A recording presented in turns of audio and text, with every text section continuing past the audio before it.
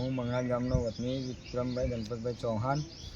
હું મંગળા તાલુકા પંચાયત સીટ પર ઉમેદવારી દર્શાવી છે મેં, અને એ ઉમેદવારી મુજબ અમે ટિકિટની માંગણી અમે કરીએ છીએ. તો દર સાલ એવા જે બોજાદા ગામને ટિકિટ ફાળવે છે એ ટિકિટ અમે દર સાલ એવા સમીકરણનું ને એવું લગાવીને દર સાલ તઈ લઈ જાય છે.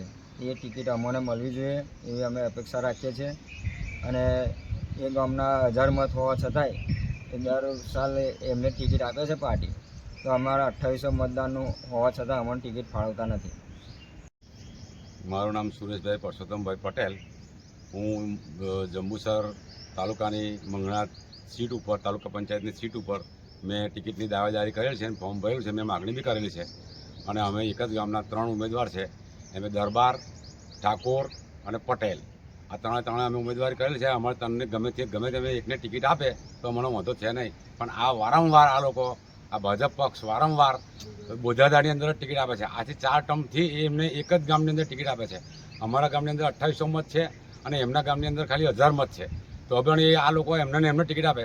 જો આ ટિકિટ અમારા મંગળા ગામની અંદર આપવામાં નહીં આવે તો અમે અમારી રીતે અમે ગમે તે બદલી કાઢીને પક્ષને નુકસાન કરીશું.